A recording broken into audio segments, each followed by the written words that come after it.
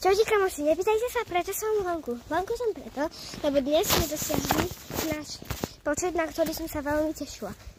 No, dnes sme dosiahli počet 99 odoberateľov. Ešte dnes by som chcela mať 100. Presne preto som si dala guma. Aha. A ideme skákať na mláky. Veľmi sa vám teším. Dúfam, že nejaké aj nájdeme. Mám gumaky, takže dúfam, že budeme mať z toho odoberateľov. Tento výletík ako keby sa stal vďaka tomu, že jeden človek mi dal odber. Tak ten, kto mi dal odber, tak mu môžeme zatlieskať.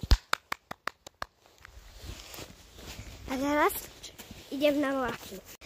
A poviem vám jednu vec. Alebo viete čo? Vec chcem povedať, že ste sa na 100 odoberateľov. Lebo ak budeme mať 100 odoberateľov, no tak natočím oslavu, že mám 100 odoberateľov. Takže ja si myslím, že by ste to mali urobiť. Takže hneď predo mňou je táto jedna mláka, ukážem vám ju. Tuto, takáto veľká, len musím silno držať telefón. Ale fakt krásna. Ideme sa kúpať, ale viete, aké mám šťastie, že tieto gumaky sú také, že mi sa tam nedostane ani voda, ani nič, oni sú proste dokonca oteplené, takže tak. Ideme na ďalšiu a tu je ďalšia. Ani tu neprší a máme tu mláky, aké super však. Malička, ďalšia.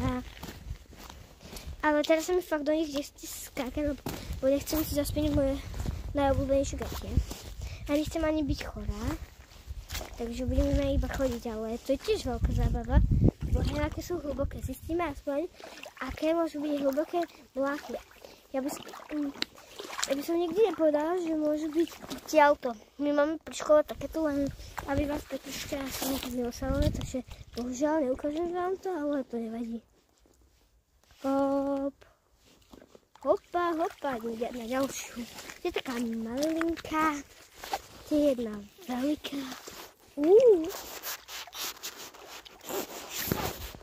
Ale sranda, ak mám povedať pravdu. Vyskúšajte to aj vy.